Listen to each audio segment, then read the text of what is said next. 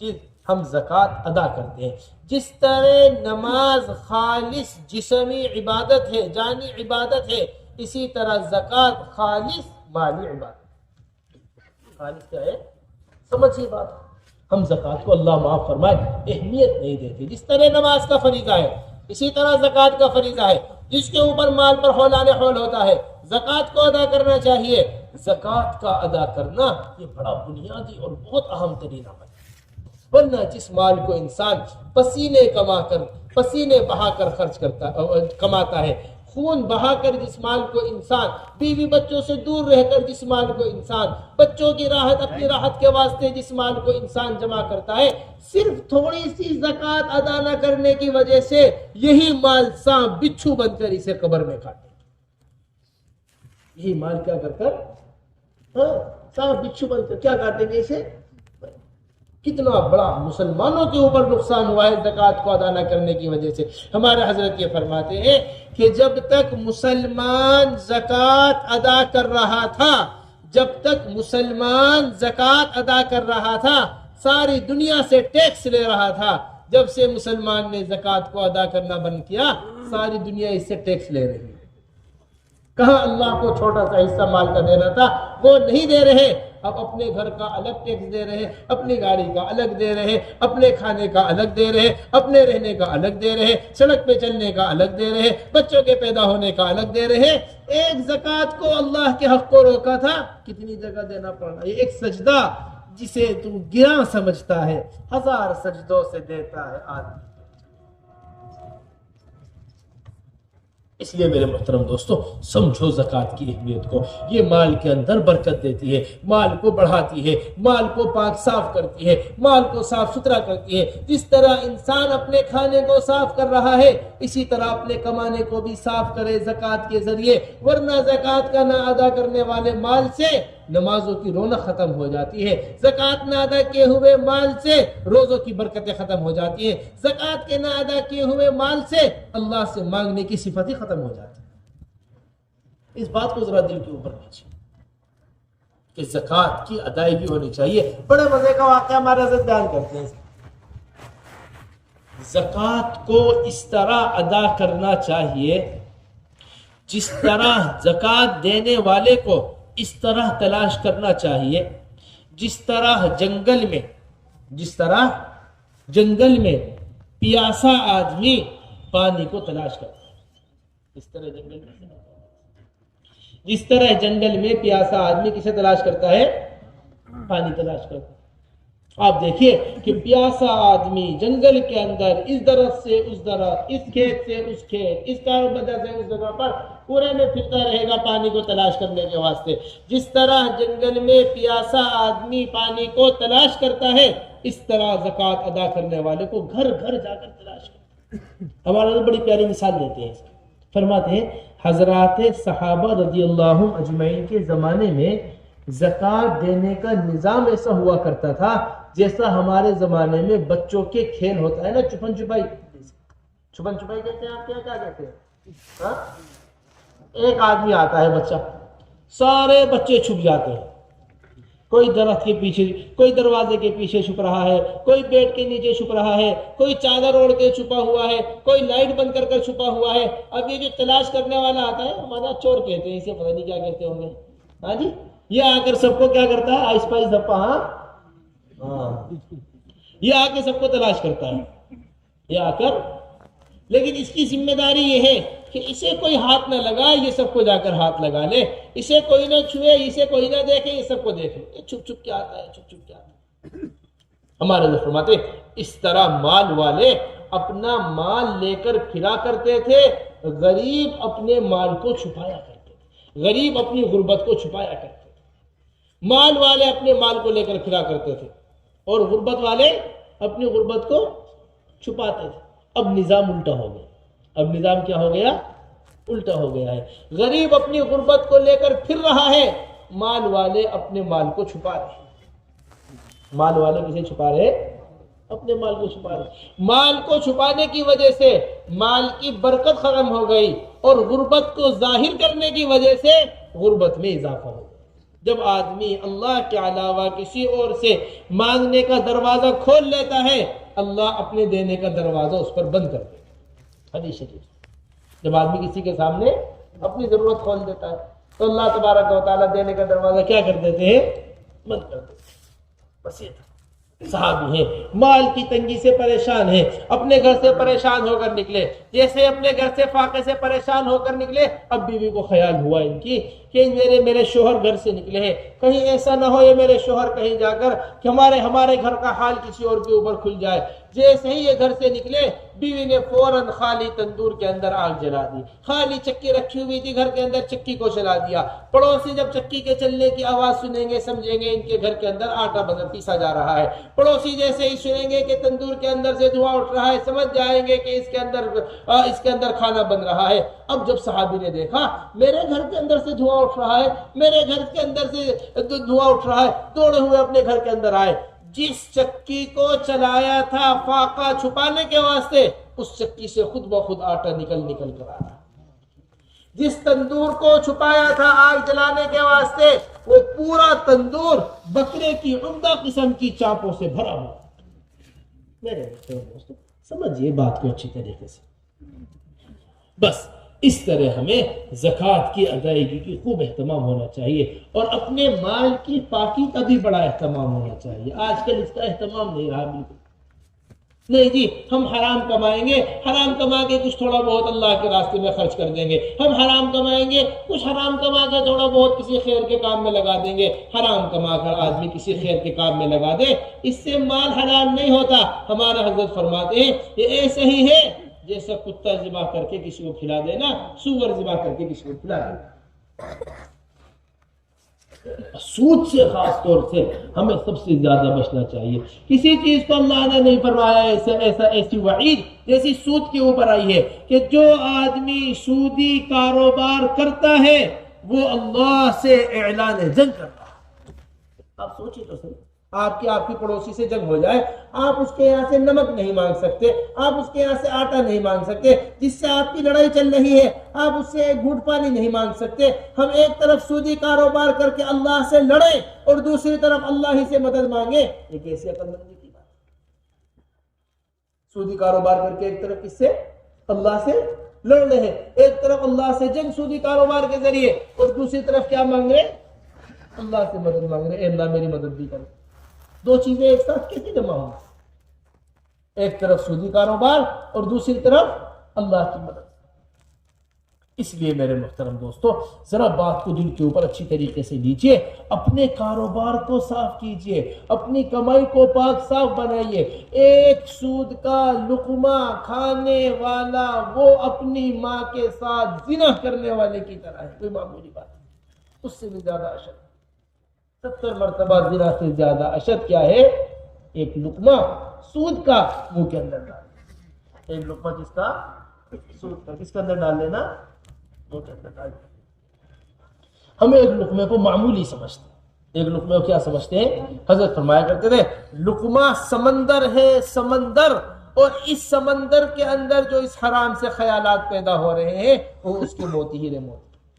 برا لقمہ بری چیزیں لے کر آتا ہے۔ ایک لقمہ بھی کوئی معمولی چیز نہیں ہوتا۔ ابو بکر رضی اللہ تعالیٰ نے ایک مشکوک لقمہ منہ کے اندر چلا گیا، جیسے ہی منہ کے اندر لقمہ گیا فوراً اپنے غلام سے پوچھا ارے کہاں سے لے کر آئے ہو یہ مال، یہ کمائی؟ فلاں کام کرتا تھا میں نے اس طرح در کر یہ میں نے مال لیا ہے۔ فرمایا وہ کمائی تو معتبر نہیں ہے۔ اب اس ایک لقمے کو نکالنے کی فکر کر رہے، بھوک لگی ہوئی تھی، اب ایک لقمہ پیٹ کے اندر گیا ہے، وہ ایک لقمہ کیسے نکل کر باہر آئے گا؟ کوشش کرتے رہے وہ لقمہ باہر نہیں آیا۔ کسی نے آ کر کہا کہ آپ ایسا کریے پانی پیجئے، پانی پی کر جب آپ قے کریں گے تو لقمہ باہر آئے گا۔ پانی پی پھر قے کی، جیسے کوئی آدمی اپنا برتن دھو رہا ہو اس طرح اپنے معدے کو۔ میرے محترم سمجھیے، صرف وضو کر کر ہم نماز پڑھ لیں، جب تک وہ نماز اثر پیدا نہیں کرے گی، جب تک جسم میں دوڑنے والا خون پاک نہیں ہوگا، یعنی پاک کمائی کا نہیں ہوگا۔ اس طرح پانی پاک تلاش کریں نا وضو کرنے کے لیے، اسی طرح روزی بھی پاک تلاش کیا کریں اندر جسم کے اندر خون کو بنانے کے لیے، پاک لو۔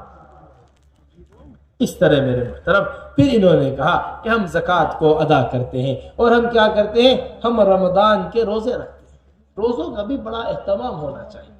اللہ جل جلالہ اما نوال حدیث قدسی فرمایا کہ کہہ دیجئے آپ یہ کہ روزے کا بدلہ میں خود ہوں۔ روزے کا بدلہ کیا ہوں؟ سارا زبردست عمل ہے روزہ۔ کھانا پینا چھوڑ دینا اللہ کے واسطے، ہم رمضان کے روزے بڑے اہتمام کے ساتھ رکھیں، اور اس کے علاوہ نفل روزوں کا بھی اہتمام کرنا چاہیے۔ ہمارے ملک میں یعنی ہم ایشین لوگوں کے اندر اس کا زیادہ اہتمام نہیں، عرب میں اس کا بڑا اہتمام ہے۔ کس کا؟ نفل روزے۔ آپ دیکھو گے حرمین کے اندر جمعرات کا دن اور پیر کا دن یہ عمومی فضا ہوتی ہے، عمومی فضا کس کی؟ دسترخوان لگے ہوئے ہیں، ہر آدمی کے روزہ ہے، عمومی فضا روزے کی لگی ہوئی ہے، عمومی فضا روزے کی بنی ہوئی ہے۔ روزے کا بڑا اہتمام۔ روزہ جو ہے وہ خواہشات کو توڑتا ہے۔ کس کو توڑتا ہے؟ خواہشات۔ باب الریان، یہ ایک دروازہ ہوگا جنت کے 8 دروازوں میں سے، جو کن کے واسطے ہوگا؟ روزے داروں کے واسطے ہوگا۔ ہوتا ہے نا بھئی ہمیں یہ VIP گیٹ سے لے کر آئے، یہ VIP گیٹ ہے، اس میں جنت میں جانا، خصوصی گیٹ کس میں جانے کا؟ جنت میں جانے۔ اس لیے میرے محترم 5 چیزیں یہ ہیں جو ہمارے یہاں عمل کے اندر ہے۔ پھر 5ویں چیز بتائی کہ حج من استطاع الیہ سبیلا، یہ بہت بنیادی چیز ہے۔ ہم بچوں کی شادی کر رہے ہیں، کاروبار کر رہے ہیں، تجارت کر رہے ہیں، مال کو کما رہے ہیں، مال کو لگا رہے ہیں، زمینیں خرید کر ڈال رہے ہیں، دکان کر ڈال رہے ہیں، خواہشات کے سارے نقشے پورے کر رہے ہیں، گاڑیاں خرید رہے ہیں، ساری چیزیں پوری ہو رہی ہیں، لیکن اللہ کے گھر پر حاضری کا کوئی جذبہ نہیں دیا۔ ابھی عمر نہیں ہے ہمارے حج کرنے کی، جب مرنے کے قریب کبھی موقع ملے گا جا کر حج کر لیں گے۔ نہ میرے محترم دوستو، نہیں، بالکل نہیں۔ بڑی خطرناک وعید حج کی تاخیر کے اوپر ہے۔ حضور اکرم صلی اللہ علیہ وسلم نے ارشاد فرمایا کہ جو آدمی جس کے اندر حج کرنے کی صلاحیت ہو اور وہ حج نہ کرے، مجھے اس کی کوئی پرواہ نہیں ہے، چاہے وہ یہودی ہو کر مرے، چاہے وہ نصرانی ہو کر۔ جس کے پاس حج کی استطاعت ہے وہ اگر حج نہ کرے تو مجھے اس کی کوئی پرواہ نہیں ہے، چاہے وہ کیا ہو کر مرے؟ یہودی ہو کر مرے، چاہے وہ کیا ہو کر مرے؟ نصرانی ہو کر۔ اس کا خاص طور سے بہت اہتمام ہونا چاہیے۔ بڑے بڑے مالدار گھرانوں میں بھی دیکھا جاتا ہے حج کا اہتمام نہیں ہے۔ حج کر لینے کیا دلتی ہے، صلاحیت ہے، استطاعت ہے جانے کی، لیکن یہ دنیا میں اپنے آپ کو الجھائے ہوئے ہیں۔ بیٹے کا کاروبار بن جائے، بیٹی رخصت ہو جائے، جہیز تیار ہو جائے، محل تیار ہو جائے، فلاں گھر بن جائے، فلاں کاروبار ہو جائے، سب کچھ کر رہا ہے، جو ذمہ فریضہ ہے وہ ادا کرنے کو تیار ہے۔ جو ذمہ کیا ہے؟ فریضہ، وہ ادا کرنے کے لیے تیار۔ حدیث شریف کے اندر آتا ہے جو آدمی حج کرتا ہے وہ ایسا ہو جاتا ہے گویا کہ آج ہی اپنی ماں کے پیٹ سے پیدا ہوا ہے۔ گناہوں کے اعتبار سے ایسا پاک صاف ہو جاتا ہے۔ گناہوں کے اعتبار سے کیا ہو جاتا ہے؟ ایسا پاک صاف ہو جاتا ہے۔ بس میرے محترم جو پھر انہوں نے کہا کہ 5 چیزیں وہ ہیں جو ہمارے یہاں زمانہ جاہلیت سے ہیں، اگر آپ کہیں گے تو ہم انہیں اپنے عمل کے اندر رکھیں گے، اگر آپ کہیں گے تو ہم انہیں چھوڑ دیں گے۔ وہ کیا چیز ہے جو تمہارے زمانہ جاہلیت سے تمہارے اندر ہے؟ سب سے پہلی چیز یہ ہے کہ ہم صبر کرتے ہیں۔ ہم کیا کرتے ہیں؟ جب کوئی حالات آئے ہمارے اوپر، جب کوئی ہمارے اوپر پریشانی آئے تو ہم صبر کرتے ہیں، اور جب اللہ تبارک و تعالیٰ کسی نعمت سے نوازتے ہیں تو ہم شکر کرتے ہیں۔ آدھا ایمان صبر ہے، آدھا ایمان شکر ہے۔ تو بڑی بنیادی چیز صبر، ہمارے اندر صبر ہونا چاہیے۔ صبر کی علماء نے الگ الگ قسمیں لکھی ہیں۔ ایک صبر ہے نیکی کے اوپر طبیعت کو آمادہ کرنے کا صبر، ایک صبر ہے گناہوں سے بچنے کا صبر۔ گناہوں سے بچنے کا بھی ہم میں طاقت ہونی چاہیے اور نیکی کرنے کی بھی طاقت ہونی چاہیے۔ صبر کے ساتھ دوسری بڑی بنیادی چیز تقویٰ ہوتی ہے۔ ہمارے حضرت یہ فرماتے ہیں جہاں صبر ہے وہاں تقویٰ نہیں ہے، جہاں تقویٰ ہے وہاں صبر نہیں۔ وہاں کیا نہیں ہے؟ انتظار میں آدمی پریشان ہو جاتا ہے، بے چین ہو جاتا ہے۔ ہم کب تک صبر کریں ان حالات کے اوپر؟ داعی کے لیے سب سے بنیادی چیز چلنے کے واسطے صبر کا ہونا ہے۔ کس کا ہونا ہے؟ ارے سمجھو بات کو اچھی طریقے سے۔ ہمارے حضرت یہ فرماتے ہیں کہ جہاں تک انسان داعی صبر کرتا ہے وہاں تک سفر کرتا ہے، جہاں صبر ختم ہو جاتا ہے وہاں سفر بھی ختم ہو جاتا ہے۔ اس واسطے صبر کا ختم ہونا کہاں ہے؟ آخر۔ حضرت ابو ذر الغفاری رضی اللہ تعالیٰ عنہ سے حضور اکرم صلی اللہ علیہ وسلم نے ارشاد فرمایا، اے ابو ذر تمہیں مدینے والے نکالیں گے کیا کرو گے؟ یا رسول اللہ میں ملک شام چلا جاؤں گا۔ اے ابو ذر تمہیں ملک شام والے نکالیں گے پھر کیا کرو گے؟ یا رسول اللہ میں مدینہ منورہ واپس آ جاؤں گا۔ اے ابو ذر مدینے والے پھر دوبارہ تمہیں نکالیں گے مدینے سے، کیا کرو گے؟ یا رسول اللہ تلوار لے کر ان کا مقابلہ کروں گا۔ فرمایا نہیں، صبر کرتے رہنا یہاں تک کہ حوض کوثر پر آ کر میرے سے مل لے۔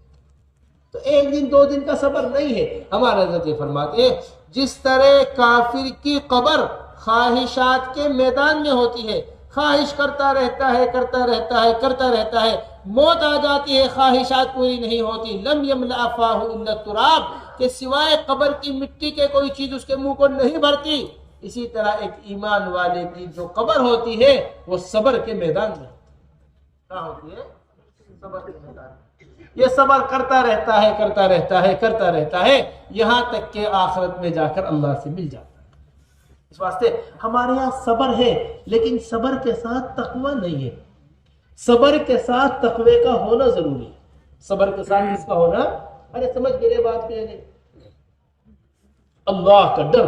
جتنا اللہ کا ڈر دل کے اندر ہوگا اتنے ہی گناہوں کے اوپر آدمی بچے گا، اتنا ہی صبر سے اسے فائدہ ہوگا۔ اور نہ ہمارا حضرت فرماتے ہیں کہ بغیر تقوی کے صبر کرنا ایسا ہے جیسا پولیس کا چور کو مارنا۔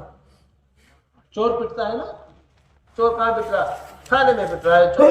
اب اس کے اندر اللہ کا ڈر تو ہے نہیں ذرہ برابر بھی، گناہ کی نفرت تو ہے نہیں ذرہ برابر بھی، گناہ چھوڑنے کا کوئی جذبہ تو ہے نہیں ذرہ برابر بھی۔ یہ پٹتے پٹتے چور سے ڈاکو بن جاتا ہے لیکن چوری کو نہیں چھوڑتا، لیکن چوری کو نہیں چھوڑتا۔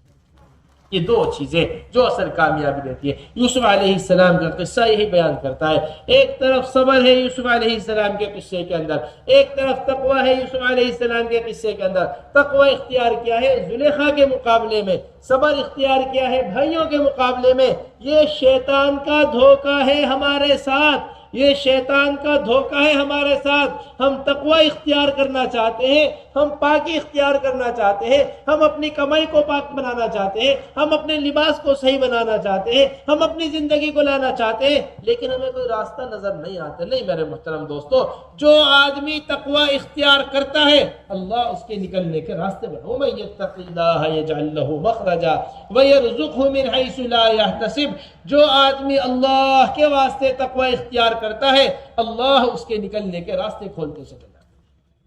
ساتوں آسمان لوہے کے ہو جائیں، ساتوں زمین لوہے کی ہو جائے، ان 14 طبق کے درمیان بھی اگر کوئی اللہ کے واسطے قدم کو اٹھائے گا اللہ ان 14 طبق میں سے نکلنے کا راستہ بنا دے گا۔ سمجھے بات؟ یوسف علیہ السلام دروازوں کے اندر دروازے، دروازوں کے اندر دروازے، اس میں یوسف علیہ السلام ہے۔ جیسے ہی تقوی، جیسے ہی قدم اٹھایا اللہ تبارک و تعالی راستے کھولتے چلے گئے۔ ہر دروازے پر پہنچنے سے پہلے اللہ دروازے کو کھول دیا کرتا۔ یہ ہے تقوی۔ اور دوسری طرف کیا ہے؟ صبر۔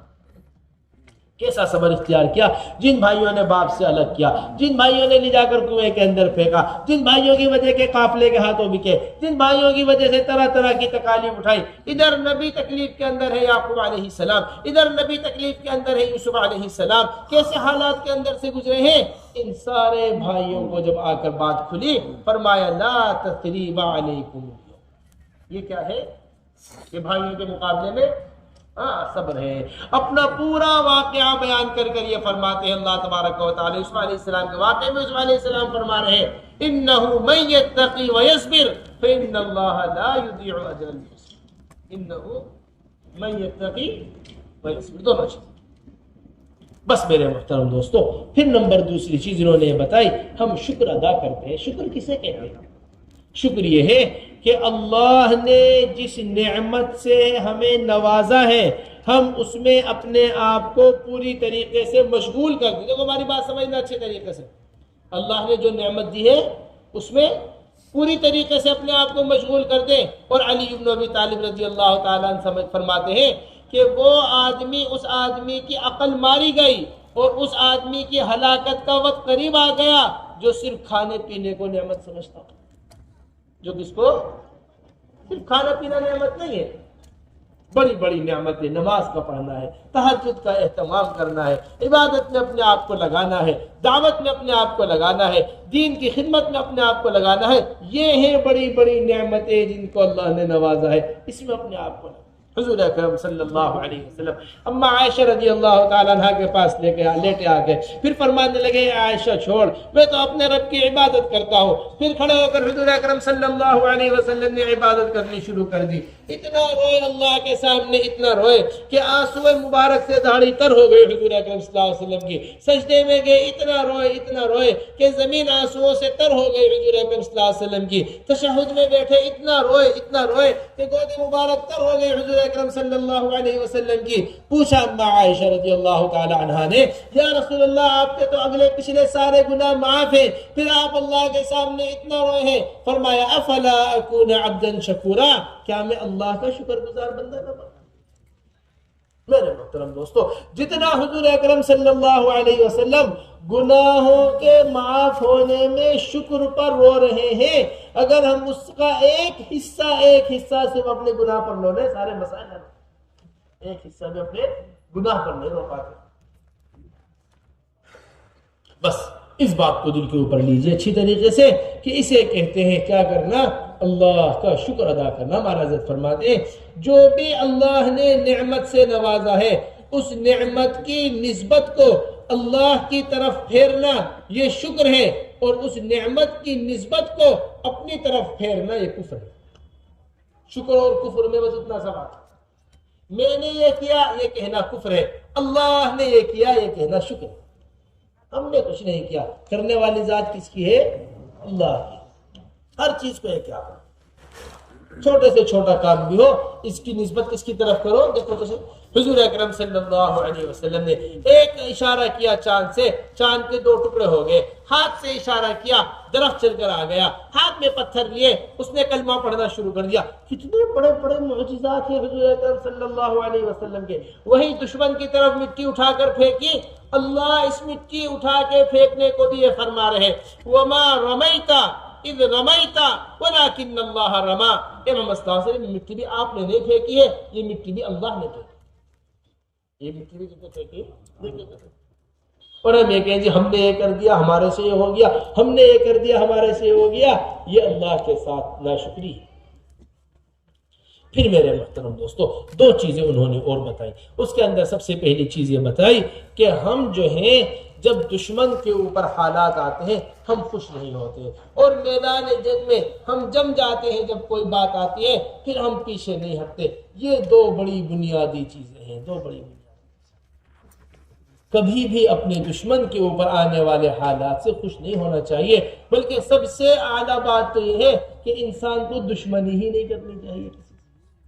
انسان کیا نہیں، سب کو اپنا سمجھو، کسی کو پرایا مت سمجھو، کسی کو غیر مت سمجھو، اپنے دلوں کے اندر کشادگی پیدا کرو، اپنے دلوں کے اندر محبتیں پیدا کرو، ساتھیوں کو ساتھ لے کر چلنے کا جذبہ پیدا کرو۔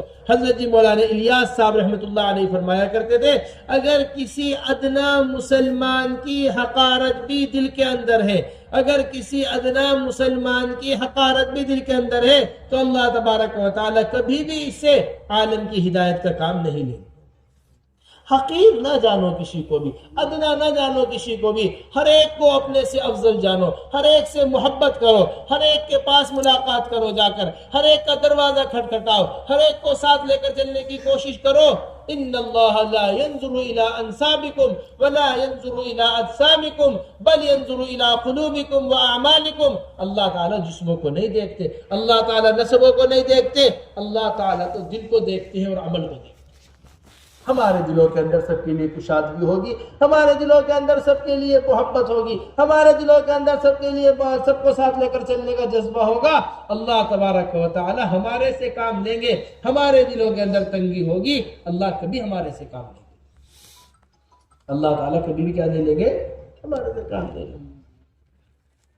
حضور اکرم صلی اللہ علیہ وسلم کیسی محبت سے منافقین کو ساتھ لے کر سکتے، ان المنافقین فی الدرک الاسفل، دوزخ کے سب سے نچلے گڑھے میں ہوں گے منافقین۔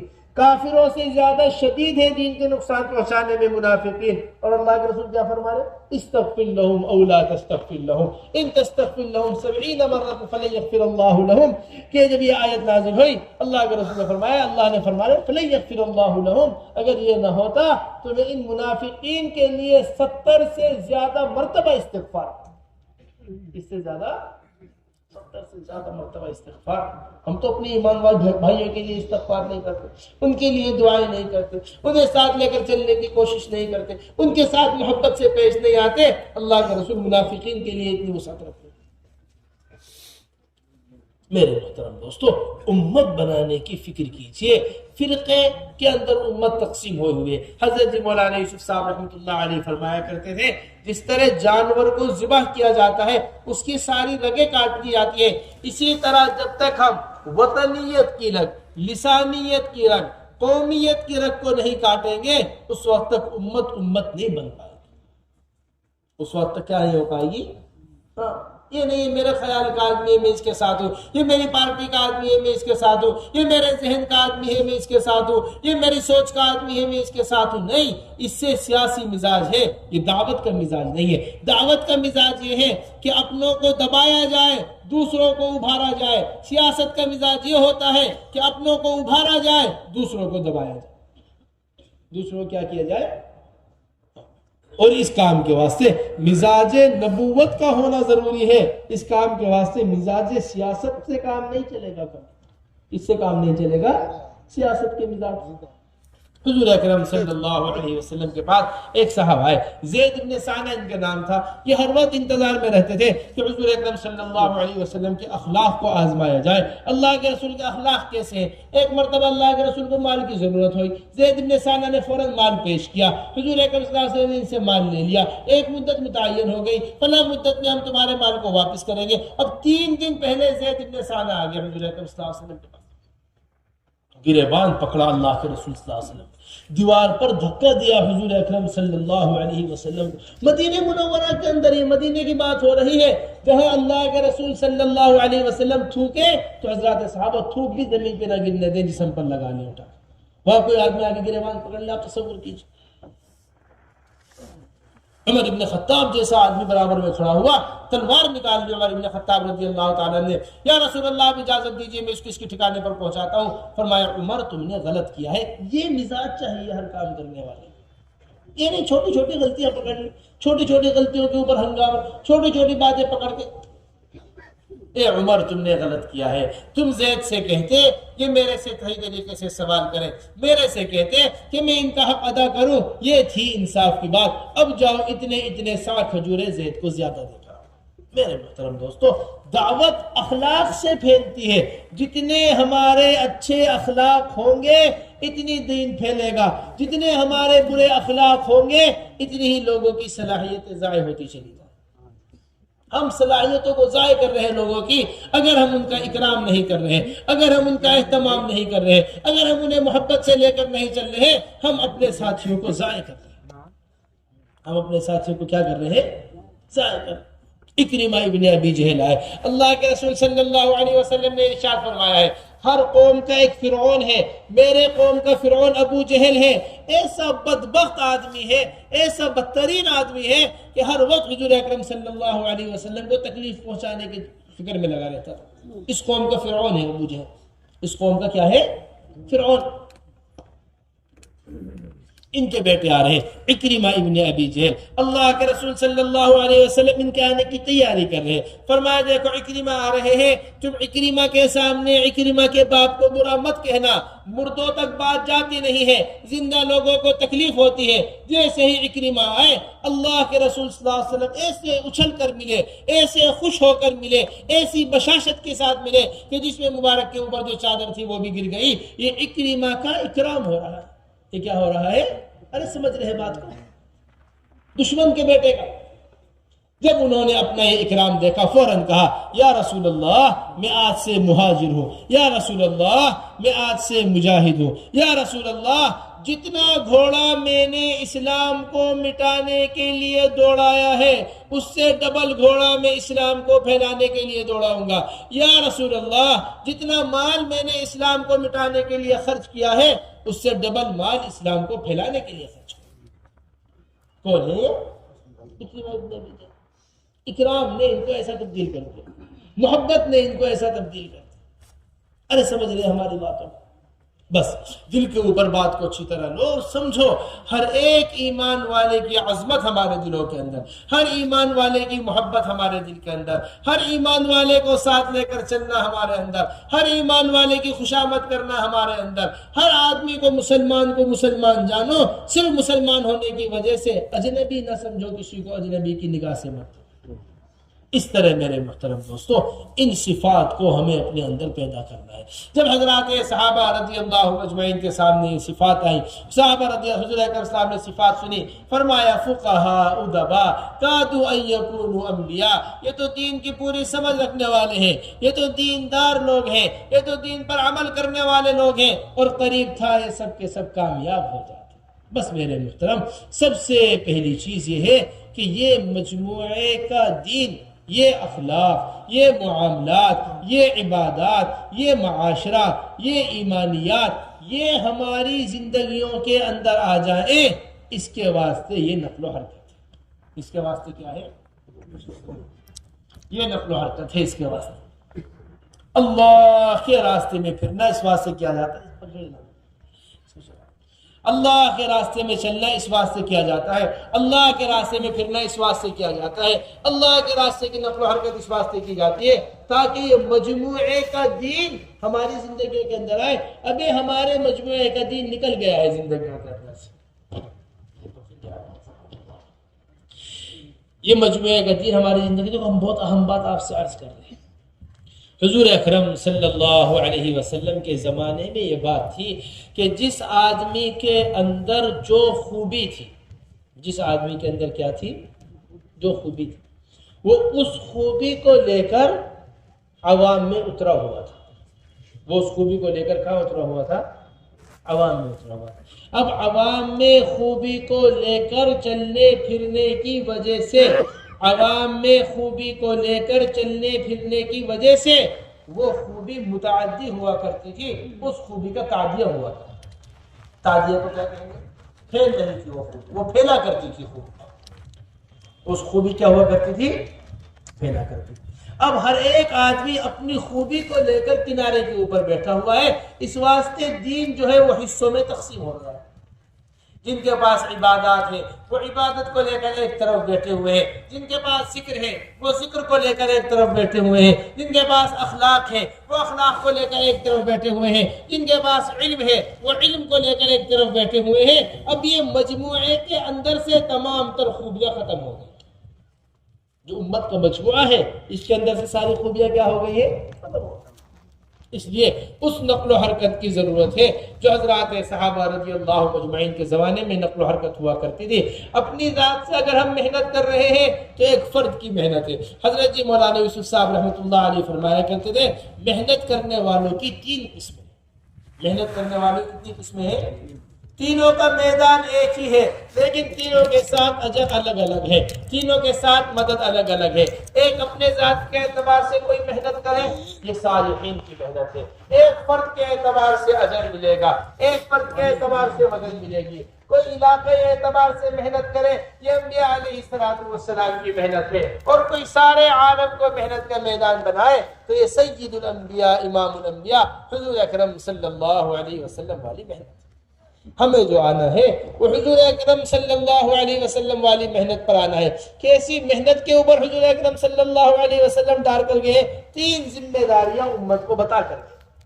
کتنی ذمہ داریاں؟ 3 ذمہ داریاں۔ جس وقت دنیا سے رخصت ہو رہے تھے فرمایا الصلاۃ الصلاۃ، نماز کا اہتمام کرو، وما ملکت ایمانکم، اور جو تمہارے ماتحت لوگ ہیں، تمہارے غلام ہیں، تمہارے کام کرنے والے ہیں، ان کے ساتھ نرمی کا معاملہ کرو۔ اور نمبر 3 چیز انفذوا جیش اسامہ، اسامہ کے لشکر کو اللہ کے راستے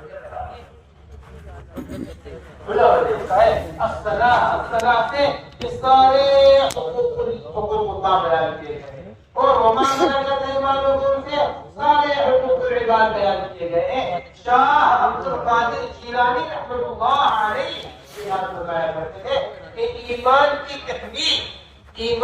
تکمیل وہ صرف دو چیزوں کے اندر ہے.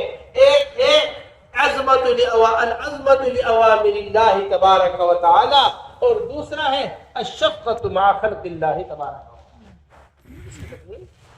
ایمان کتنی چیزوں میں؟ ایک اللہ کے اوامر کی عظمت دلوں کے اندر ہو، نماز کی عظمت، روزے کی عظمت، حج کی عظمت، زکوٰۃ کی عظمت، جو کچھ اللہ تبارک و تعالیٰ کے اوامر ہیں دین کے متعلق، ان ساری چیزوں کی عظمت دلوں کے اندر ہو. اور نمبر دوسری چیز یہ ہے الشفقۃ مع خلق اللہ تبارک و تعالیٰ، اللہ کے بندوں سے محبت ہو، اللہ کے بندوں سے شفقت. ارحموا من فی الارض یرحمکم من فی السماء الراحمون یرحمہم الرحمن. یہ اللہ تبارک و تعالی رحم کرنے والوں کو پسند کرتے ہیں. تم زمین والوں پر رحم کرو، آسمان والا تم پر رحم کرے گا. آسمان والا تم پر کیا کرے گا؟ رحم کرے گا. اب ان تمام اوامر کو زندہ کرنے کے لیے، اب ان تمام دینداری کو زندہ کرنے کے لیے، اب ان تمام عبادات کو زندہ کرنے کے لیے، ان اخلاق کو ساری دنیا میں پھیلانے کے لیے، ان معاملات کو ساری دنیا میں پھیلانے کے لیے، اس معاشرے کو ساری زندگی میں لے کر آنے کے لیے، سنتوں کو ساری دنیا میں پھیلانے کے واسطے اللہ کے راستے کی نقل و حرکت وہ ہے انفذوا جیش اسامہ. اگر حضرت اسامہ رضی اللہ تعالیٰ عنہ کا لشکر روانہ نہ ہوتا، حضرت ابو بکر رضی اللہ تعالیٰ عنہ کی محنت نہ ہوتی، حضرت ابو بکر رضی اللہ تعالیٰ عنہ کی فکریں نہ ہوتی، تو زمین پر کوئی اللہ کو سجدہ کرنے والا بھی باقی نہ رہتا. یہ ہم نہیں کہہ رہے، کس کی بات ہے؟ حضرت ابو ہریرہ رضی اللہ تعالیٰ عنہ کی بات ہے. حیات الصحابہ میں حضرت نے نقل کی ہے، قسم کھا کر کہا کرتے تھے، اتنی قسمیں کھاتے کہ لوگ کہتے کہ اے ابو ہریرہ اپنے حال پر رحم کرو، اتنی قسمیں مت کھاؤ. اتنی قسمیں کھا کر فرمایا کرتے تھے کہ اگر ابو بکر رضی اللہ تعالیٰ عنہ نہ ہوتے تو زمین پر کوئی اللہ کو سجدہ کرنے والا نہ ہوتا. یہ ابو بکر رضی اللہ تعالیٰ عنہ کے بارے میں حضرت ابو ہریرہ رضی اللہ تعالیٰ عنہ قسمیں کھا کر آپ سوچیں تو صحیح. آج 1400 سال گزر گئے، حضور اکرم صلی اللہ علیہ وسلم کو دنیا سے رخصت ہوئے. جو حال حضور اکرم صلی اللہ علیہ وسلم کی وفات پر ہوا تھا، جو حادثہ ہوا تھا، اما عائشہ رضی اللہ تعالیٰ عنہ فرماتی، حیات الصحابہ میں حضرت نے نقل کیا ہے کہ جب بھی تمہیں کوئی غم یاد آیا کرے، کوئی غم تمہیں پیش آیا کرے، تم حضور اکرم صلی اللہ علیہ وسلم کی وفات کو یاد کر لیا کرو، تمہارا غم حضور اکرم صلی اللہ علیہ وسلم کی وفات کے سامنے ہلکا پڑ جائے گا. ایسا بڑا غم تھا امت. ایک بکری 3 چیزوں سے ڈرتی ہے. آپ تو بکری رکھنے والے لوگوں خوب جانتے ہو اس بات کو. بکری ڈرتی ہے، سب سے زیادہ جو بکری ڈرتی ہے وہ ڈرتی ہے پانی سے، بکری ڈرتی ہے اندھیرے سے، بکری ڈرتی ہے تنہا جنگل میں ہونے سے. تنہائی سے بکری گھبراتی ہے. بکری کو تنہائی میں رکھو گے چیختی رہے گی. ایسے ہی اما عائشہ رضی اللہ تعالیٰ عنہ فرماتی ہے بیک وقت بکری کے اوپر تینوں چیزیں ایک ساتھ جمع ہو جائیں، جو حال اس بکری کا ہوگا وہ حال مدینے والوں کا تھا جب اللہ کے رسول مدینے سے رخصت ہوئے. جو حال کس کا تھا؟ وہ کس کا تھا؟ بکری کا تھا. جو حال ہوتا ہے وہ حال تھا. ایسے میں ابو بکر رضی اللہ تعالیٰ عنہ جماعت کو روانہ کر رہے ہیں، اور جماعت کو روانہ کرتے ہوئے یہ فرما رہے ہیں کہ اگر ہماری عورتوں کو کوئی کفنانے والا نہ ہو، اگر ہماری عورتوں کو کوئی دفنانے والا نہ ہو، پھر بھی میں اس جماعت کو اللہ کے راستے میں روانہ کروں گا، اور میں اس جماعت کو روانہ کرنے سے نہیں روکوں گا، چاہے کوئی ہماری عورتوں کے لاشوں کو درندے گلیوں میں گھسیٹتے ہوئے پھرے، پھر بھی میں اس جماعت کو روانہ کروں. میرے محترم دوستو، بات کو ذرا دل کے اوپر لو، سمجھو بات کو کیا اہمیت کی بات ہے. حضرت فرمایا کرتے تھے اس زمانے میں جو ارتداد پھیلا تھا نا، ابو بکر رضی اللہ تعالیٰ عنہ کے زمانے میں 3 قسم کا ارتداد تھا.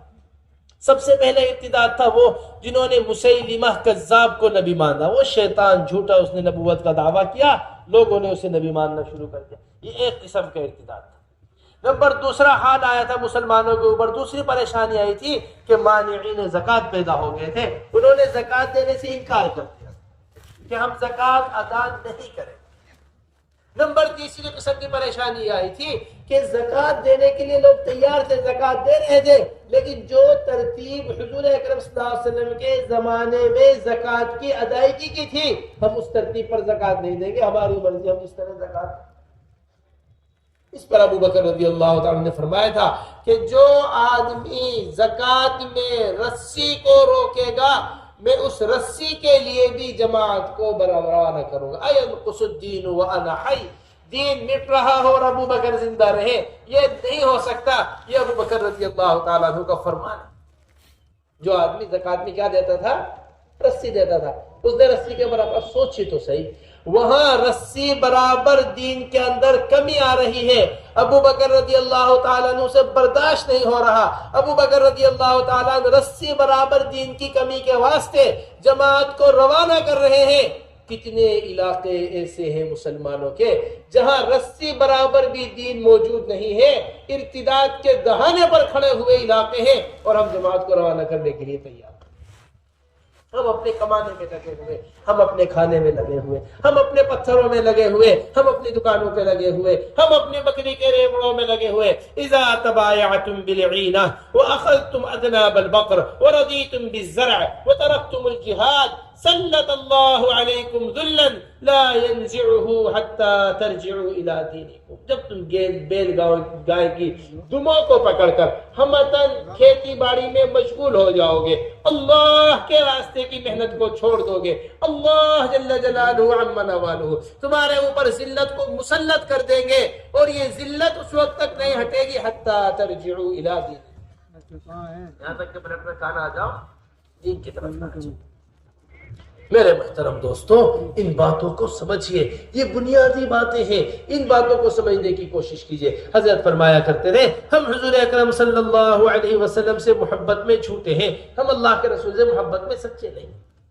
اگر ہم سچے ہوتے تو اللہ کے رسول کے کام میں لگتے، اللہ کے رسول کے دین میں لگتے۔ حضور اکرم صلی اللہ علیہ وسلم اپنے 9 گھروں کی ضروریات قربان کر رہے ہیں، قربان، سمجھیے بات کو اچھی طریقے سے۔ اما عائشہ فرماتی ہیں رأیت الہلال ثم الہلال ثم الہلال، ایک چاند ہوتا، دوسرا چاند ہوتا، تیسرا چاند ہو جاتا، ہم 3 چاند دیکھ لیا کرتے تھے، 3 چاند۔ حضور اکرم صلی اللہ علیہ وسلم کے گھروں میں سے کسی گھر کے اندر چولہا نہیں جلتا تھا، اے اماں کس چیز کے اوپر گزارا ہوا کرتا تھا؟ الاسودان الماء والتمر، کھجور کے اوپر اور پانی کے اوپر ہمارا گزارا تھا۔ حضرت ہمارے بیان میں کہ حضور اکرم صلی اللہ علیہ وسلم اپنے 9 گھروں کی قربانی دے رہے، اپنی گھروں کی ضروریات کو قربان کر رہے، اور ہم اپنے ایک گھر کی خواہش قربان کرنے کو تیار ہیں۔ اپنے ایک گھر کی خواہش قربان، خواہش، بیوی میرے بغیر کیسے رہے گی، بچے مجھے یاد کریں گے، دکان کا کیا ہوگا، کاروبار کا کیا ہوگا، تجارت کا کیا ہوگا، میرے کام کا کیا ہوگا، میں کیسے نکل جاؤں اللہ کے راستے۔ یہ خواہش قربان نہیں ہو پا رہی۔ میرے محترم دوستو، اس کو دل کے اوپر لینا پڑے گا۔ یہ اللہ کے راستے میں نکلنا اللہ کے حکم کی وجہ سے ہے۔ انفروا خفافا وثقالا، ہلکے ہو کے بھاری ہر حال میں اللہ کے راستے میں نکلو۔ یا ایھا الذین آمنوا ما لکم اذا قیل لکم انفروا فی سبیل اللہ اثاقلتم الی الارض ارضیتم بالحیاۃ الدنیا من الآخرہ فما متاع الحیاۃ الدنیا فی الآخرۃ الا قلیل الا تنفروا يعذبکم عذابا علیما ویستبدل قوما غیرکم۔ اے ایمان والو، تمہیں کیا ہو گیا؟ جب تمہیں اللہ کے راستے میں نکلنے کے لیے کہا جاتا ہے، تم زمین کے اوپر بوجھل ہو جاتے ہو، تم زمین کے اوپر بھاری ہو جاتے ہو، تم نہیں نکل پاتے اللہ کے راستے۔ الا تنفروا يعذبكم عذابا علیما ويستبدل قوما غیرکم، یہ اللہ قرآن میں فرماتا ہے۔ قرآن کی آیت ہے انفروا خفافا وثقالا۔ دیکھیں تو صحیح، ایک آیت ہے قرآن کی، ایک آیت۔ حضرت ابو ایوب انصاری رضی اللہ تعالیٰ عنہ بڑھاپا ہے اور اللہ کے راستے میں نکلنے کی تیاری کر رہے ہیں۔ لوگوں نے کہا ایوب انصاری بڑھاپا ہے، اس بڑھاپے میں کہاں جاؤ گے اللہ کے راستے میں؟ فرمایا نہیں، انفروا خفافا وثقالا، یہ آیت مجھے بیٹھنے نہیں دیتی، میں کیسے بیٹھ جاؤں، میں اپنے بڑھاپے کو کیسے عذر شمال کر لوں جب اللہ فرما رہے ہلکے ہو یا بھاری، ہر حال میں اللہ کے راستے میں نکلو۔ حضرت مقداد رضی اللہ تعالیٰ عنہ، یہ بھاری جسم آدمی ہے، بھاری جسم، یہ حمص میں صرافے کی دکان کے اوپر بیٹھے ہوئے ہیں، تخت کے اوپر اس طرح بیٹھے ہیں کہ گوشت تخت سے نیچے لٹک رہا ہے، اتنا بھاری جسم ہے، اس حال میں اللہ کے راستے میں نکلنے کی تیاری کر رہے ہیں۔ لوگوں نے کہا آپ تو معذور ہیں، کہاں نکلیں گے اللہ کے راستے میں؟ فرمانے لگے انفروا خفافا وثقالا، ہلکے ہو کے بھاری، ہر حال میں اللہ کے راستے میں نکلو، یہ آیت مجھے بیٹھنے نہیں دیتی۔ حضرت ابو طلحہ رضی اللہ تعالیٰ عنہ، نہ بڑھاپا ہے نہ موٹاپا ہے، قرآن کی تلاوت کر رہے ہیں، قرآن کی تلاوت کرتے کرتے پہنچے انفروا خفافا وثقالا پر، فوراً اللہ کے راستے میں نکل گئے۔ ایسا نہیں چلنے کے آواز سے نکلے 4 مہینے کے آواز سے، چلتے رہے۔ حضور اکرم صلی اللہ علیہ وسلم کا زمانہ آ کر ختم ہو گیا، ان کا حضور اکرم صلی اللہ علیہ وسلم کا زمانہ چل رہا تھا، اللہ کے رسول صلی اللہ علیہ وسلم دنیا سے رخصت کر گئے، اللہ کے رسول صلی اللہ علیہ وسلم دنیا سے پردہ کر گئے۔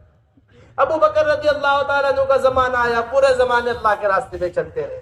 عمر ابن خطاب رضی اللہ تعالیٰ عنہ کا زمانہ آیا، پورے راستے اللہ کے راستے میں چلتے رہے۔ عثمان غنی رضی اللہ تعالیٰ عنہ کا جس وقت زمانہ آیا، کشتی میں سفر کر رہے تھے، اس میں ابو طلحہ کا انتقال ہوا، 7 دن تک جنازہ کشتی کے اوپر رکھا رہا، جنازے کے اندر کوئی فرق نہیں آیا۔ یہ تھے حضرات صحابہ اللہ کے راستے میں۔ میرے محترم سمجھیے بات کو، کیوں ہے اللہ کے راستے میں نکلنا ضروری؟ کیا بنیاد ہے اللہ کے راستے میں نکلنے کی؟ حضرت جی فرمایا کرتے تھے جب بھی تمہیں اللہ کے راستے میں نکلنے میں کوئی عذر پیش آیا کرے، اپنے عذر کو حضرات صحابہ رضی اللہ اجمعین کے اعذار میں تلاش کیا کرو۔ تمہارا کوئی عذر ایسا عذر نہیں ہوگا جس میں حضرات صحابہ پار کر کے نہ چلے گئے۔ دیکھو آثار سب کے ساتھ لگے ہوئے ہیں، میری بیٹی بیمار ہے، میرے گھر کے اندر قرض ہے، میرے اندر بڑھاپا ہے، میرے اندر موٹاپا ہے، میرے پیر کے اندر تکلیف ہے، گرمی کا موسم ہے، سردی کا موسم ہے، میرے اوپر قرض ہے، میرے پاس سواری کا انتظام نہیں ہے، میرے پاس کھانے کا خرچے کا انتظام نہیں ہے، میرے پاس بھی انتظام ہوتا میں بھی اللہ کے راستے میں نکلتا۔ آپ کوئی بھی عذر اٹھا کر دیکھ لیجئے، کوئی عذر ہمارا ایسا عذر نہیں ہوگا جسے حضرات صحابہ پار کر کے نہ گئے۔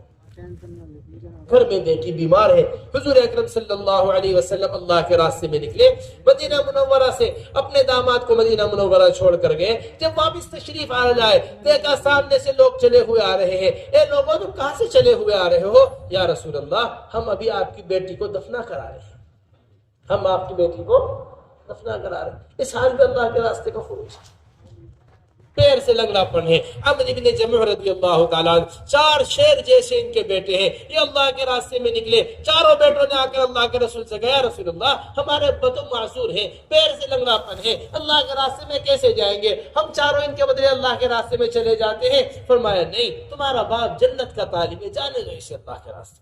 گھر سے تمنا کر کے نکلے، اللہم لا تردنی الی اہلی، اے اللہ میں پلٹ کر اپنے گھر والوں کی طرف واپس نہیں آنا چاہتا۔ اللہ کے راستے میں نکلے، شہید ہوئے احد کے میدان کے اندر۔ ساری کوشش کی گئی جنازہ گھر آ جائے، حضرت عمرو بن جموح کا جنازہ گھر نہیں آیا۔ جنازے کو اونٹ کے اوپر رکھا، اونٹ کو کوشش کی مدینہ منورہ کی طرف چلانے کی، اونٹ بھی مدینہ منورہ کی طرف نہیں چلا، یہاں تک کہ احد میں انہیں دفن کیا گیا۔ اللہ کے رسول نے فرمایا جاؤ ابو عمرو بن جموح کے گھر جاؤ، جا کر پوچھ کر آؤ انہوں نے کیا کہا تھا گھر سے نکلتے ہوئے۔ گھر والوں نے بتایا، انہوں نے گھر سے نکلتے ہوئے تمنا کی تھی، اے اللہ اب میں پلٹ کر گھر واپس نہیں جانا چاہتا۔ میرے محترم بات کو سمجھو اچھی طریقے سے، سواری تو بہت دور کی بات ہے، پیروں میں پہننے میں چپل کا بھی انتظام نہیں ہے۔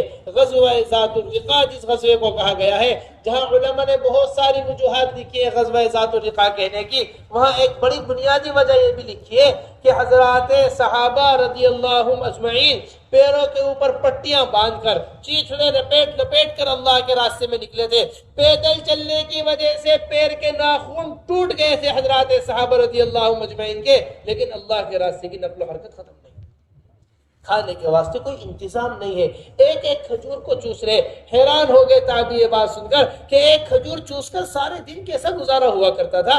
ارے میں کیا بتائیں تمہیں، جب وہ ایک کھجور بھی نہیں رہی چوسنے کے واسطے، جب ہمیں اس کھجور کی قدر محسوس ہوئی، اللہ کے راستے کی طرف مارتے تبوک کا موقع ہے۔ خود حضور اکرم صلی اللہ علیہ وسلم ایک اونٹ کے اوپر 3 سواروں کے ساتھ سوار ہیں۔ تیسری مرتبہ میں اللہ کے رسول کا نمبر آتا ہے اونٹ پر بیٹھنے کا۔ اللہ کے رسول کے ساتھ ہی کہتے ہیں، رسول اللہ آپ بیٹھے رہیے، ہم پیدل چلیں گے۔ فرمارے نہیں، جس کا تم ثواب حاصل کرنا چاہتے ہو اللہ کے راستے میں چلنے کا پیدل، میں بھی وہی ثواب حاصل کرنا چاہتا ہوں۔ یہ اللہ کا راستہ ہے۔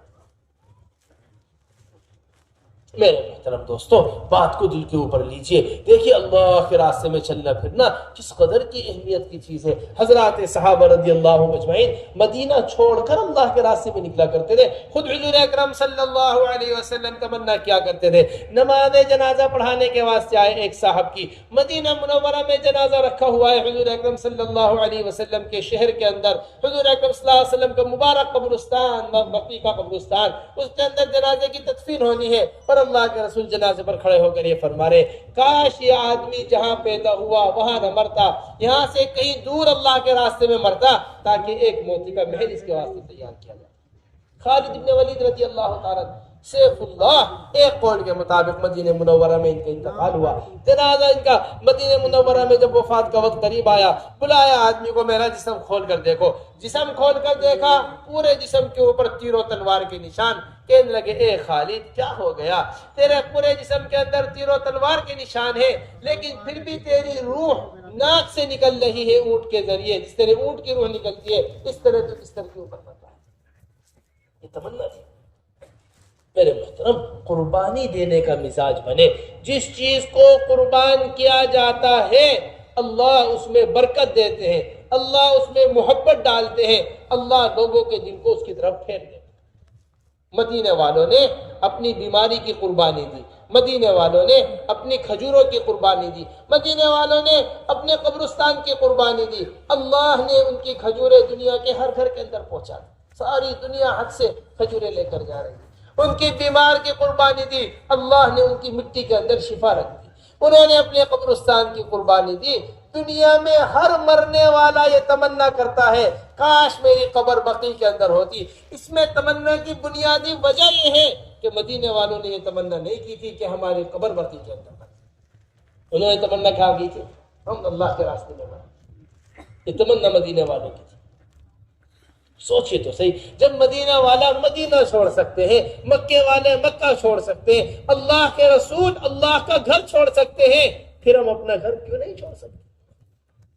پھر ہم اللہ کے رسول مکے سے رخصت ہو رہے تھے، ایسے غم زدہ تھے، بار بار کعبے کی طرف پلٹ پلٹ کر دیکھ رہے تھے، پھر آخر میں فرمانے لگے، اے کعبہ تو کتنا اچھا ہے، میں تجھے کبھی چھوڑ کے نہ جاتا، ہمیشہ میں تیری خدمت ہی کرتا، اگر تیری قوم یا اگر میری قوم مجھے اس جگہ سے نہ نکالے۔ اتنا غم تھا جانے کا۔ میرے محترم دوستو، بہت اہمیت کی بات ہے۔ دیکھو، اللہ کے راستے میں پھرنا ہر حال کے اندر ہونا چاہیے۔ یہ منافقین کہا کرتے تھے، لا تنفروا فی الحر، اللہ فرما رہے ہیں قل نار جہنم اشد حرا۔ منافقین کی باتیں ہوا کرتے تھے، گرمی کا موسم ہے، گرمی میں کیا نکلو گے، گرمی کا موسم ہے، ابھی مت نکلو۔ اللہ فرما رہے ہیں ان سے کہہ دیجئے کہ دوزخ کی گرمی اس سے بھی زیادہ شدید ہے۔ اس سے بھی زیادہ کیا ہے؟ اس سے بھی زیادہ شدید۔ بس بات یہ ہے، ابھی تک ہم نے اللہ کے راستے میں نکلنے میں کمی کرنے میں، اللہ کے راستے میں نکلنے میں سستی کرنے میں اللہ کی ناراضگی کا سبب نہیں سمجھا۔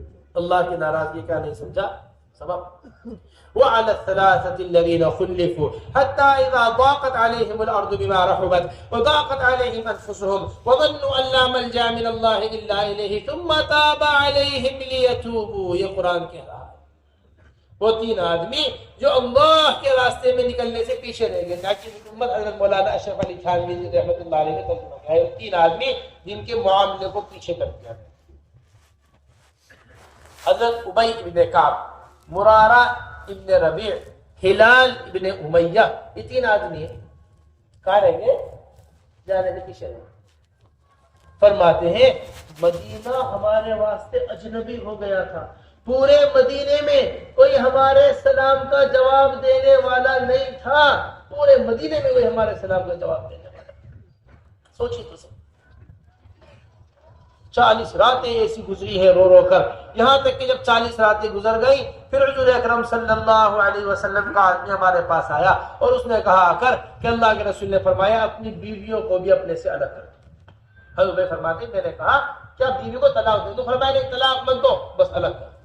پھر 10 دن اس طرح بیویوں کے بغیر حضرت ہلال ابن امیہ، مرارہ ابن ربیع، ان دونوں میں سے کسی ایک کی بیوی حضور اکرم صلی اللہ علیہ وسلم کے پاس آئی، آ کر کہنے لگی کہ میرے شوہر تو بوڑھے آدمی ہیں، روتے رہتے ہیں ہر وقت گھر کے اندر، وہ میں اگر آپ کی اجازت ہو تو میں انہیں دے دوں، میں ان کے پاس چلی جاؤں، میں ان کی خدمت کر دوں، کوئی خدمت کرنے والا نہیں ہے۔ اللہ کے رسول نے فرمایا چلو جاؤ، جا کے خدمت کرو، لیکن اس بات کا خیال رکھنا کہ تمہارے قریب نہ ہو، یعنی تم سے اپنی ضرورت پوری نہ کرے جب تک۔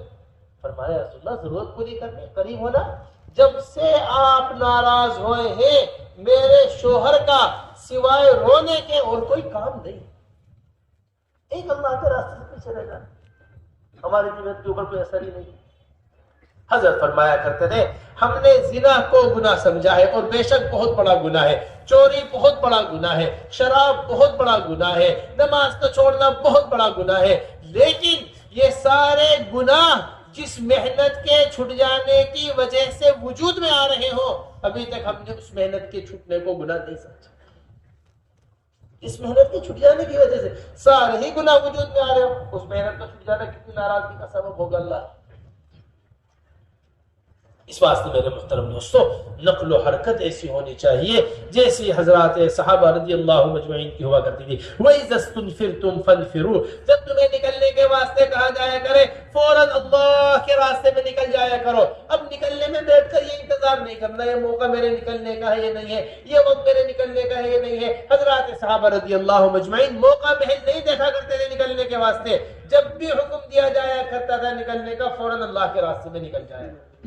حنظلہ رضی اللہ تعالیٰ عنہ غسل کر رہے ہیں، غسل جنابت، ناپاکی سے پاک ہونے کا غسل، نئی نویلی بیوی گھر کے اندر آئی۔ آپ دیکھیں کسی کی نئی نئی شادی ہوتی ہے نا اس زمانے میں، اب نئی بیوی گھر کے اندر آئی، نظر نہیں آتا اپنے ماں باپ کو بھی، نظر نہیں آتا اپنے دوستوں کو بھی، کسی کو نظر نہیں، کہاں ہے جی وہ بیوی کے پلوں سے بنا بیٹھا ہوا ہے، کیوں جی نئی بیوی آئی ہے گھر کے اندر۔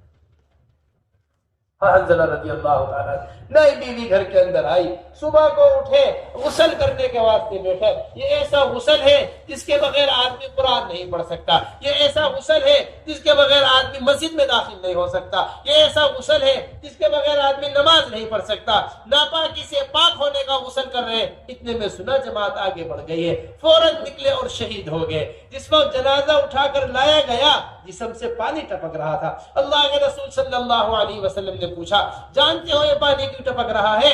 فرشتوں نے حنظلہ کو غسل دیا ہے۔ فرشتوں نے کیا دیا ہے؟ حنظلہ کو غسل دیا۔ کیسی بڑی بات ہے میرے محترم، سمجھیے بات۔ حضرات صحابہ رضی اللہ مجمعین کبھی بھی یہ بات نہیں کہا کرتے تھے کہ یہ موقع ہمارے نکلنے کا نہیں ہے، ابھی ہماری شادی ہونی باقی ہے، ابھی ہمارا فلاں کام باقی ہے، ابھی ہمارا فلاں چیز باقی ہے، کبھی بھی نہیں۔ حسان رضی اللہ تعالیٰ حضور اکرم صلی اللہ علیہ وسلم کے پاس آئے، جب بھی آتے اللہ کے رسول کے پاس اللہ کے رسول فرماتے شادی کر لو، یہ پھر رہ جاتے خاموش۔ پھر اللہ کے رسول کے پاس دوبارہ آئے، اللہ کے رسول نے فرمایا شادی کر لو، پھر یہ خاموش۔ تیسری مرتبہ انہوں نے سوچا کہ اگر اب کے اللہ کے رسول کہیں گے شادی کر لو تو میں فوراً ہاں کر دوں، میں فوراً کیا کر دوں گا؟ ہاں کر دوں۔ اللہ کے رسول کے پاس آ کر بیٹھے، اللہ کے رسول نے فرمایا شادی کر لو، فرمایا رسول اللہ میں تیار ہوں شادی کرنے کے واسطے، جاؤ فلاں انصاری عورت کے پاس جاؤ، اس سے بات کرو، وہاں فلاں انصاری گھر میں جاؤ، ان سے کہو کہ اللہ کے رسول نے رشتہ بھیجا ہے۔ جا کر رشتے کی بات کی، انہوں نے فوراً رشتہ قبول کر لیا، اب رشتہ بھی ہو گیا سب کچھ۔ یا رسول اللہ میرے پاس کھانے کا انتظام نہیں، پینے کا انتظام نہیں، ولیمے کا انتظام نہیں، رخصتی کا انتظام نہیں، مہر کا انتظام۔ اللہ کے رسول نے اپنے پاس سے پیسے نکال کر دیا، اس کے بعد سے پیسے لے کر گئے بازار میں، سامان کی خریداری کر رہے تھے بازار میں کھڑے ہوئے، اتنے میں ولیمے کی تیاری چل رہی ہے، دلہن کے کپڑے خریدے جا رہے ہیں، شادی کی تیاری آدمی کس شوق سے کرتا ہے کہ اب شادی ہو۔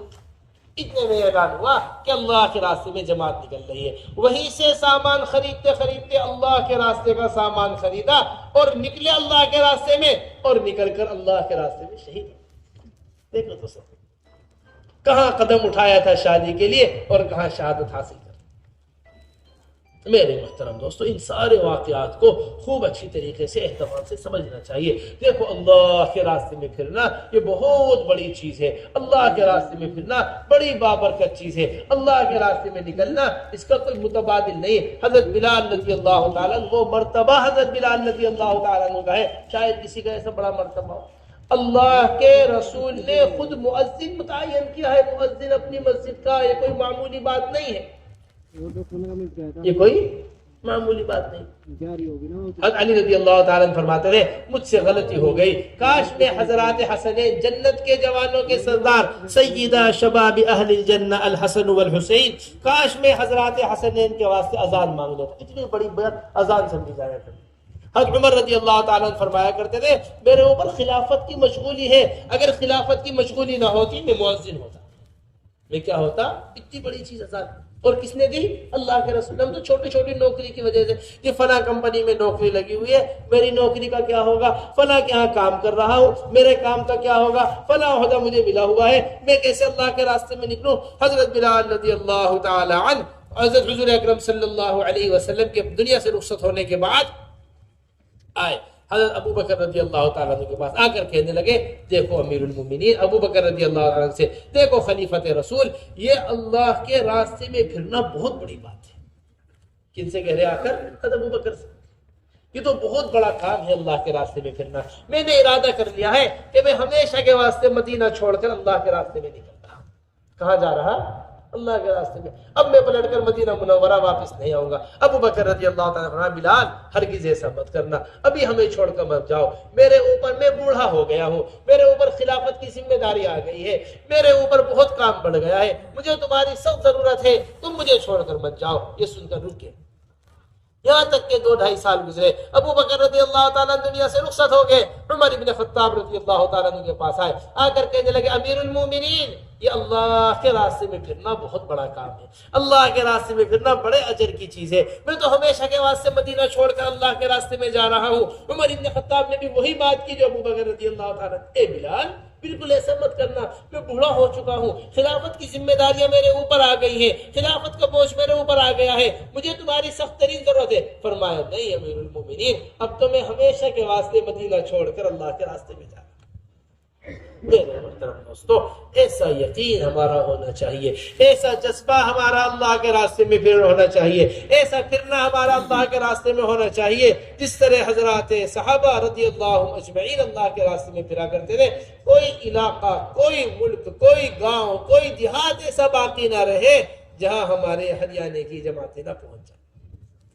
دیکھو، ہم قدم اٹھائیں گے اللہ راستے کھولیں گے. حضرت علی بن ابی طالب رضی اللہ تعالی عنہ فرمایا کرتے تھے قدم کا اٹھانا بندے کا کام ہے، قدم کا اٹھانا بندے کا کام ہے، قدم کا رکھوانا اللہ کا کام. ہم بیٹے سوچتے ہیں ارے نہیں میرے کھیت کا کیا ہوگا، میری دکان کا کیا ہوگا، میرے کاروبار کا کیا ہوگا، میری تجارت کا کیا ہوگا، میری زراعت کا کیا ہوگا. اسی الجھن کے اندر رہیں گے، کبھی قدم نہیں اٹھا پائیں گے. اے لمحے خطا کرتے ہیں، یہ موقع بار بار نہیں آتے. یہ اللہ تبارک و تعالی نے ہمیں موقع دیا ہے. ہمارے اس اجتماع کا مقصد ہی اصل اللہ کے راستے میں چلنا. کیا ہے جی؟